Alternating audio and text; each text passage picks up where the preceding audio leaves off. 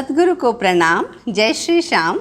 आज के अपने इस एपिसोड में मैं आपको बताने वाली हूँ कि एक बार सूर्य ग्रहण पड़ता है, तो सूर्य ग्रहण पड़ने पर कुरुक्षेत्र में जाकर भगवान श्री कृष्ण किस प्रकार से स्नान करते हैं और वहाँ पर उनको जब गोप गोपियाँ मिलती हैं तो उन गोप गोपियों से मिलकर भगवान उनको किस प्रकार से उपदेश देते हैं। और साथ में मैं आपको ये बताने वाली हूँ कि जो वसुदेव थे, जो कृष्ण भगवान के पिता थे, वसुदेव ने किस प्रकार से एक बहुत बड़ा यज्ञ किया था। और साथ में उसके बाद मैं आपको ये बताऊंगी कि देवकी के जो 6 पुत्र कंस ने मार दिए थे, वो भगवान श्री कृष्ण उनको किस प्रकार से वापस लेकर आते हैं। तो मैं शुरू करती हूँ। श्री सुखदेव जी कहते हैं, परीक्षित, भगवान श्री कृष्ण और बलराम जी द्वारका में निवास कर रहे थे। एक बार सूर्य ग्रहण लगा। उस समय सब लोग अपने अपने कल्याण के उद्देश्य से कुरुक्षेत्र में आए। यहाँ समंत पंचक क्षेत्र में, जहाँ परशुराम जी ने सारी पृथ्वी को क्षत्रहीन करके राजाओं की रुधिर धारा से 5 बड़े बड़े कुंड बना दिए थे, वहाँ परशुराम जी ने यज्ञ किया था। इस महान तीर्थ यात्रा के अवसर पर भारतवर्ष के सभी राजा प्रजा एकत्रित हुई थी। अक्रूर जी, वसुदेव, उग्रसेन, रोहिणी, यशोदा, देवकी, कुंती, सभी यदुवंशी आदि ने एकाग्रचित्त से संयम पूर्वक स्नान किया। ग्रहण के उपलक्ष्य में निश्चित काल तक उपवास भी किया और यही प्रार्थना की कि भगवान श्री कृष्ण में हमारी प्रेम भक्ति हमेशा बनी रहे। इसके अतिरिक्त नंद आदि गोप और गोपियां भी वहां आए हुए थे। इतने लंबे काल के बाद अपने अन्य भाई बंधुओं से मिलने पर उनका हृदय भर आया। सबने एक दूसरे का स्वागत किया। वह श्री कृष्ण की मधुर लीलाएं आपस में कहने सुनने लगे। नंद बाबा व यशोदा जी ने मिलकर श्री कृष्ण व बलराम जी का गला रुंध गया। नंद बाबा व यशोदा जी व रुक्मणी जी ने उन्हें अपने गले से लगा लिया। गोपियों ने जब भगवान श्री कृष्ण को देखा तो देखती ही रह गईं। उनके मन में इसकी कितनी लालसा थी, इसका अनुमान भी नहीं लगाया जा सकता।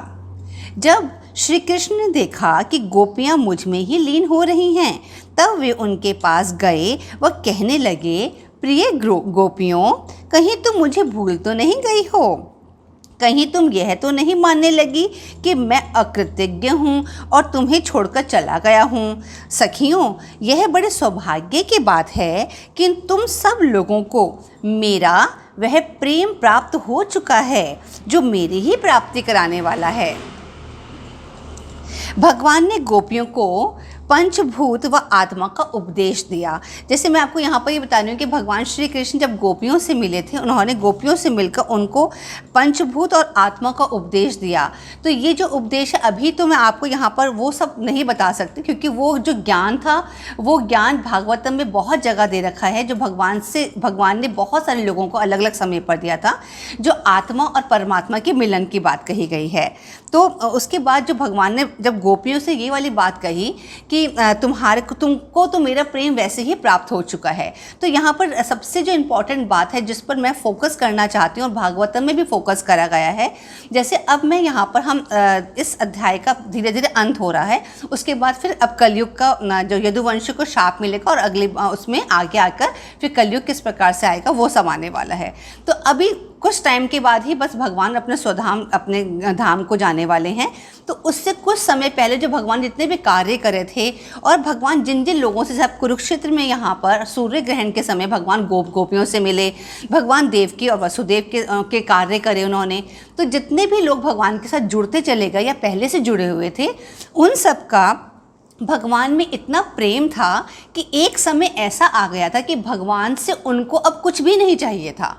मतलब ये बहुत ही इंपॉर्टेंट बात है कि वो जब भगवान उनसे मिलते थे, वो भगवान से ये नहीं कहते थे, वो सांसारिक चीज़ें नहीं चाहते थे भगवान से कि मेरे पुत्र को प्राप्त हो जाए, मुझे धन धान्य मिल जाए, वो ये नहीं कहते थे। वो कहते थे कि भगवान हमारी भक्ति आप में सदैव बनी रहे।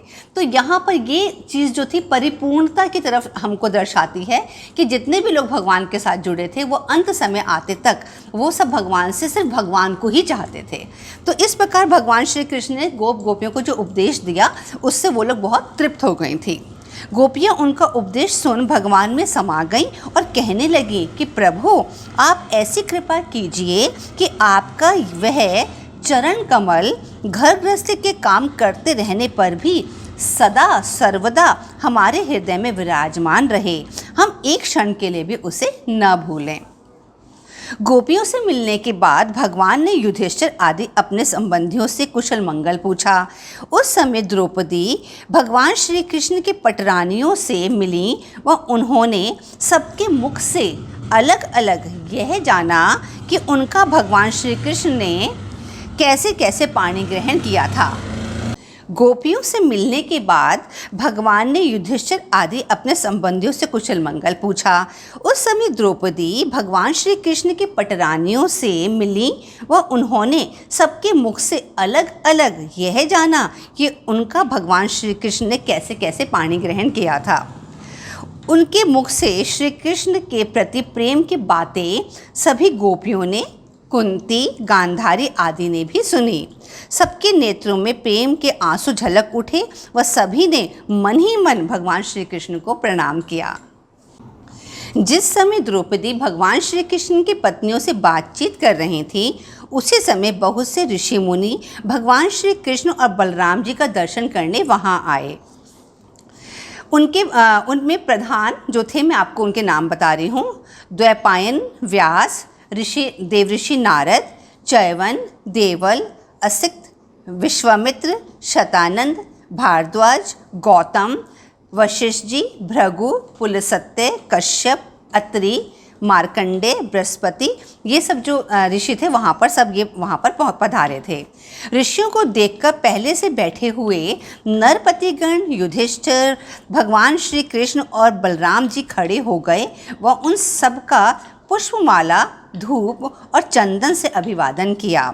जब सब बैठ गए तब भगवान श्री कृष्ण ने अपनी गंभीर वाणी में उनके आदर सत्कार में कहा, हम लोगों का जीवन सफल हो गया, क्योंकि जिन योगेश्वरों का दर्शन बड़े बड़े देवताओं के लिए भी दुर्लभ है, उन्हीं का दर्शन हमें प्राप्त हो गया। यदि घड़ी दो घड़ी भी ज्ञानी महापुरुषों की सेवा की जाए तो वह सारे पाप ताप मिटा देती है। उनकी यह बात सुन मुनियों ने उनकी स्तुति करते हुए कहा, भगवान, आपकी माया से हम सब मोहित हो रहे हैं। आप स्वयं ईश्वर होते हुए भी मनुष्यों की सी चेष्टाओं से अपने को छिपाए रखकर जीव की भांति आचरण करते हैं। आपकी लीला अत्यंत विचित्र है। भगवान, यद्यपि आप प्रकृति से परे स्वयं परमात्मा हैं, तथापि समय समय पर भक्तजनों की रक्षा और दुष्टों का दमन करने के लिए श्री विग्रह का रूप धारण करते हैं। यह बड़े सौभाग्य की बात है कि हमें आज आपके दर्शन हुए। भगवान की इस प्रकार तरह तरह से स्तुति करके वे अपने आश्रम लौट ही रहे थे कि वसुदेव जी ने उन सब से निवेदन किया कि किन कर्मों के अनुष्ठान से कर्म वासनाओं का नाश हो जाता है व मोक्ष को प्राप्त होते हैं, तो आप वैसा हमको उपदेश कीजिए। तब ब्राह्मणों ने उनसे सभी ऋणों से उऋण होने का एक ही साधन बताया और वह था यज्ञ। वसुदेव जी ने यह बात सुन यज्ञ के लिए ऋत्विजों के रूप में उन ऋषि मुनियों का ही वरण कर लिया और कुरुक्षेत्र में अति उत्तम सामग्री से यज्ञ करवाए।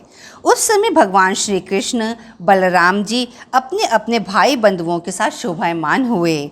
वह यज्ञ बहुत ही अच्छी प्रकार संपन्न हुआ व ब्राह्मणों को बहुत सी गाय, धन, आभूषण आदि देकर सम्मानित किया गया। उस समय वसुदेव जी ने नंद बाबा को अपने हृदय से लगाकर उनका धन्यवाद किया, क्योंकि परेशानी की घड़ी में उन्होंने श्री कृष्ण व बलराम जी को संभाला था। वसुदेव जी के कहने पर नंद बाबा कुछ समय उनके पास रहकर बाद में गोप और गोपियों सहित व्रज के लिए रवाना हुए। श्री सुखदेव जी कहते हैं, परीक्षित, एक दिन भगवान श्री कृष्ण और बलराम जी अपने माता पिता के पास गए। वहाँ पर वसुदेव जी ने कहा, मैं जानता हूँ कि तुम दोनों मेरे पुत्र नहीं हो, बल्कि संपूर्ण प्रकृति और जगत के स्वामी हो। इसलिए भगवान, मैं आपके चरण कमलों की शरण में हूँ। प्रभु, आपने प्रसव गृह में ही हमसे कहा था कि यद्यपि मैं अजन्मा हूँ, फिर भी मैं अपनी ही बनाई हुई धर्म मर्यादा की रक्षा करने के लिए प्रत्येक युग में अवतार ग्रहण करता हूँ। आपकी योग माया का रहस्य भला कौन जान सकता है। वसुदेव जी के ये वचन सुनकर भगवान श्री कृष्ण मुस्कुराने लगे। उन्होंने विनय में झुककर मधुर वाणी में कहा, पिताजी, हम तो आपके ही पुत्र हैं। हम आपकी एक एक बात युक्ति युक्त मानते हैं। इस संपूर्ण चराचर जगत को ब्रह्म रूप ही समझना चाहिए। देवकी जी यह सब बातें सुन रही थीं। उन्होंने भगवान श्री कृष्ण को प्रणाम कर उनसे अपने 6 पुत्रों को जीवित करने का आग्रह किया। जिस प्रकार भगवान अपने गुरु संदीपनी जी के मरे हुए पुत्र को गुरु दक्षिणा में लौटाकर लाए थे। माता देवकी की यह बात सुन श्री कृष्ण और बलराम जी ने योग माया का आश्रय लेकर सूतल लोक में प्रवेश किया। वहाँ दैत्यराज बलि ने उनका स्वागत किया। भगवान श्री कृष्ण ने उनसे कहा कि स्वयंभुव मनवंतर में प्रजापति मरीचि की पत्नी ऊर्णा के गर्भ से 6 पुत्र उत्पन्न हुए थे। वे सभी देवता थे। किसी कारणवश ब्रह्मा जी के शाप से वे असुर योनि में हिरण्यकशिपु के पुत्र के रूप में उत्पन्न हुए। अब योग माया ने उन्हें वहां से लाकर देवकी के गर्भ में रख दिया और उनके उत्पन्न होते ही कंस ने उन्हें मार डाला। मैं उन्हें लेने आया हूँ। इसके बाद वे शाप से मुक्त हो जाएंगे। उनके नाम हैं, जो देवकी के जो 6 पुत्र थे, मैं आपको उनके नाम बता रही हूँ जो भगवान श्री कृष्ण ने बोला था। उनके नाम हैं स्मर, उद्गीत, परिष्टवंग, पतंग, शूद्रभृत और घृणी। इन्हें मेरी कृपा से पुनः सद्गति प्राप्त होगी। इसके बाद भगवान उन्हें ले गए व देवकी को सौंप दिया। देवकी उन्हें देखकर अत्यंत प्रसन्न हुई। इसके बाद सबको नमस्कार कर वे देवलोक चले गए। तो इस प्रकार भगवान श्री कृष्ण का जो उन्होंने जो काम करे थे, उन्होंने उनको जो देवकी के जो 6 पुत्र थे, भगवान ने उनको भी किस प्रकार से वापस ला कर दिया। वसुदेव के हाथों उन्होंने एक ऐसा श्रेष्ठ यज्ञ करवाया जिससे वसुदेव को भी आगे मोक्ष की प्राप्ति होनी थी। तो इस और गोपियों से भी भगवान कुरुक्षेत्र में मिले, जो उनका जिनको बहुत समय पहले व्रज में छोड़कर आए थे। तो भगवान ने अपना ये काम भी पूरा करा कि गोपियों से भी भगवान श्री कृष्ण मिले। तो इस प्रकार भगवान ने अपने ये सब कार्य करे। और अब समय है विष्णु कोश का। विष्णु कोश में मैं आपको मैंने जैसे अभी आपको बताया कि जो भगवान श्री कृष्ण ने, जब देवकी ने भगवान श्री कृष्ण को बोला था कि जिस प्रकार से आप सांदीपन जो मुनि थे, उनके जो गुरु थे भगवान के, उनके पुत्र को आपने ला कर दिया था, उसी प्रकार आप मेरे पुत्रों को भी ला कर दीजिए। तो मैं आपको विष्णु कोश में अब ये बताऊंगी कि भगवान श्री कृष्ण ने सांदीपन मुनि के पुत्रों को किस प्रकार से वापस लेकर आए थे। संदीपन मुनि के आश्रम में संदीपन मुनि के गुरुकुल में, बल्कि वहाँ पर भगवान श्री कृष्ण और बलराम जी ने 64 दिनों में ही 64 कलाएँ सीख ली थी। और साथ में भगवान श्री कृष्ण ने धर्मशास्त्र, तर्कशास्त्र, राजनीतिक शास्त्र ये सब भी सीखा था। तो जब गुरु दक्षिणा देने का समय आया तो उस समय सांदीपन मुनि ने कहा कि तुम मेरा जो बालक समुद्र में डूबकर मर गया था, तुम उस बालक को मेरे को गुरु दक्षिणा के रूप में मुझे वापस लौटा दो। तो उस समय भगवान श्री कृष्ण और बलराम जी समुद्र में जाते हैं, समुद्र के पास जाते हैं। तो समुद्र उन्हें बताता है कि तुम्हारा बालक मेरे पास नहीं है, बल्कि मेरे तल के अंदर जो एक असुर रहता है, जिसका जो पंचजन शंख के रूप में रहता है, उसका नाम शंकासुर है। उसने तुम्हारे उसके संदीपन मुनि के बालक को लिया है। भगवान श्री कृष्ण जब वहाँ जाते हैं, समुद्र के तल में जाते हैं, तो वहाँ पर वो शंखासुर का वध करते हैं, मगर वह देखते हैं कि बालक वहाँ पर भी नहीं है। तो उसके बाद फिर भगवान उसका जो शंखासुर था, उसी का ही जो शरीर का जो शंख था, उसको भगवान लेते हैं और उसको बहुत ज़ोर से बजाते हैं।